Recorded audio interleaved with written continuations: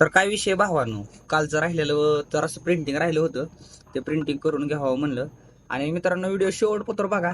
आज एक टॉपचा विषय लागला तुमच्यासाठी. साखरपुड्याच्या पत्रिकेचं काम आलं होतं, डिझाईन करून दिल्या. कस्टमरने पण लगेच फायनल केल्या, त्याच्यामुळे काय अडचण नाही.